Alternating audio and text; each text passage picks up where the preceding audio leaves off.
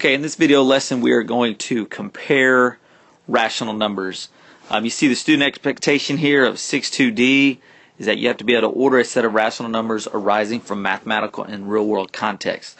Okay, order means to place them in order such as least to greatest, but we understand that rational numbers now can be written in different forms. You may see it written as a fraction, you may see it as a decimal, you may see it written as a percentage.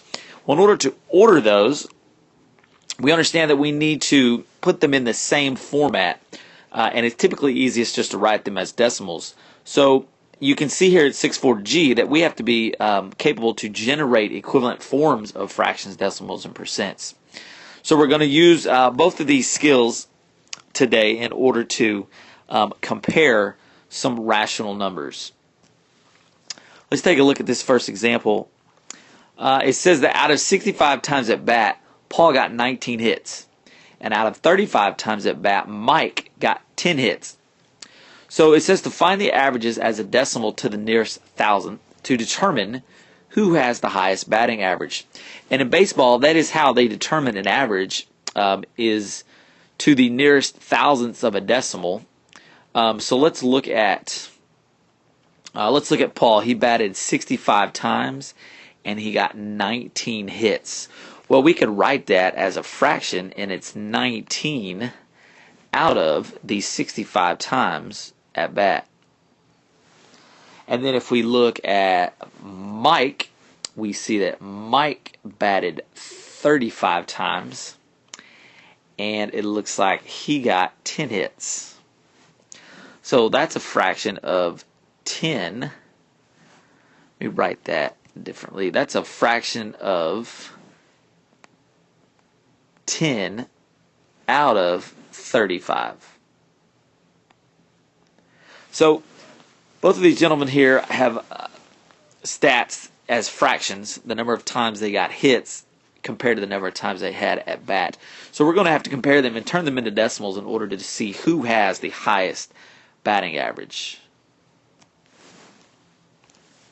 Okay, so here you see their averages, and we're going to need to generate equivalent decimals. So we are going to convert these fractions to decimals with division. So we are going to divide the numerator by the denominator. So in this first one, we have 65 divided by 19. I'm sorry, we would actually say that as 19 divided by 65. And that's how we read a fraction. 19 divided by 65. Okay, so we're going to get some pretty good practice here at long division. Let's go ahead and work this out.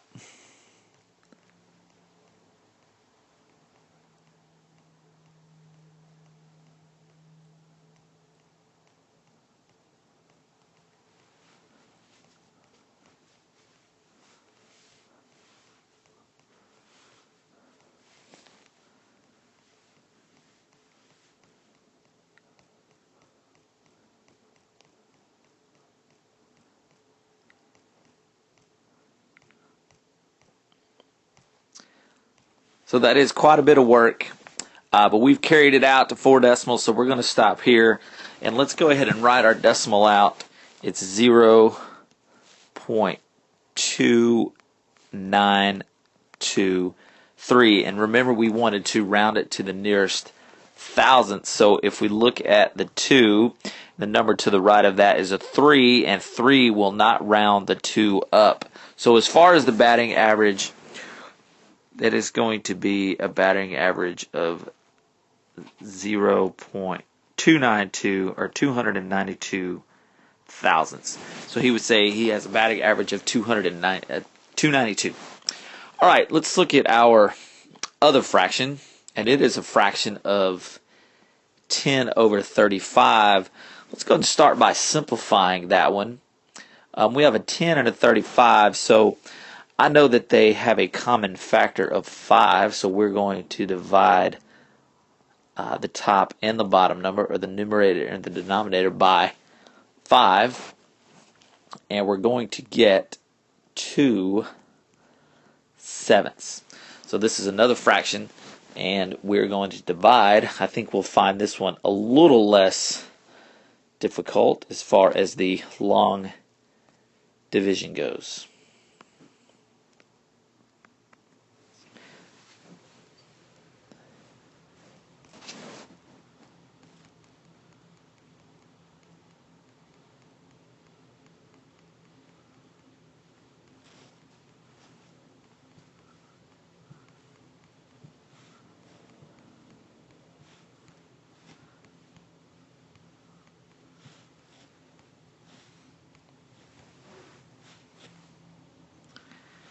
So you can see here that we have our decimal of 0.2857. We'll do the same thing here. We're looking to round it to the nearest thousandths. So we have a 5 with a 7 to the right of it. The 7 will actually round that 5 up. So when we consider this as the batting average, it's a batting average of 0.286 or 286 thousandths. As a batting average, you would say he's batting 286. Okay, so when you compare these, you can determine which one is the greater value now as a decimal. So we look at the place values. You can see in the tenths, it is the same number of 2. And then when we look at the hundredths value, we're looking at a 9 and an 8. And you understand that the 9 is the larger value. So we understand that the batting average of 292 is the better batting average, which is the fraction 1965. And we look back at the original problem. It is Paul that had the batting average of 19 out of 65. Okay, let's take a look at another problem here. It says that Mr. Ramirez drives his car at an average speed of 65 miles an hour on his way to work. He traveled 3/4 the speed on Monday and 4/5 the speed on Thursday because of traffic. Was he traveling faster on Monday or Thursday? So again, we understand his average speed is 65 miles an hour, but in traffic, you can't drive as fast.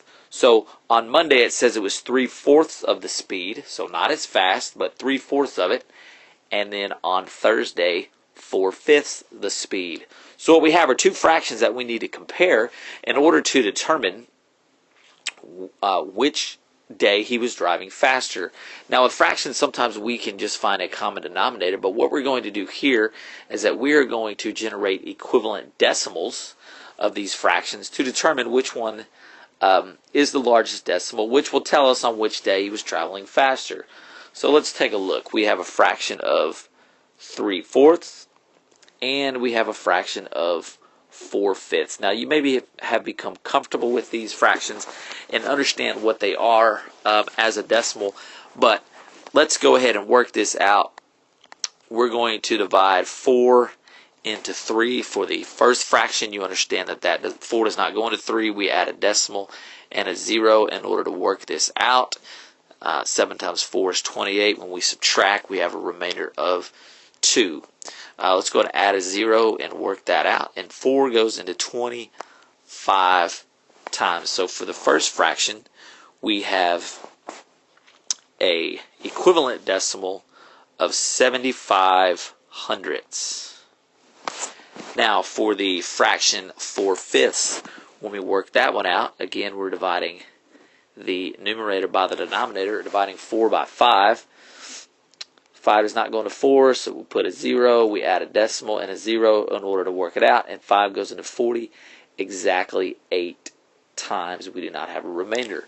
So the fraction 4/5 has a decimal of 8/10 or 0.8. Now if we want to compare that with 75 hundredths, let's go ahead and make this 8/10 of hundredths by adding a 0, and now we have 80 hundredths. So if you're comparing 75 hundredths with 80 hundredths, you understand that the 80 hundredths is faster. So the fraction of 4/5 is larger than the fraction of 3/4.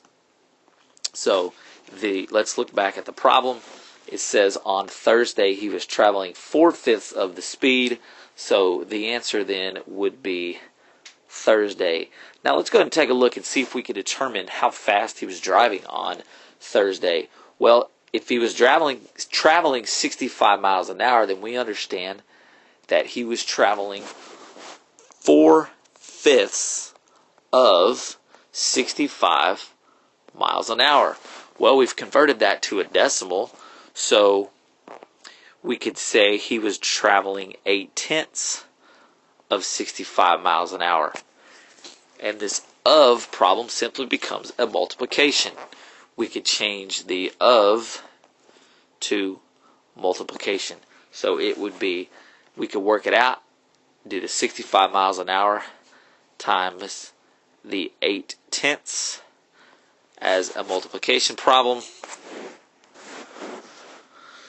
And as we work that out, just doing the multiplication, remember that we have to count our decimal places and move it back correctly. And we will see here that on Thursday, when he was traveling 4/5 or 8/10 of his average speed of 65 miles an hour, we understand he was traveling 52 miles an hour. Okay, so that is a lesson on creating equivalent or generating equivalent decimals from fractions in order so that we can compare and order rational numbers.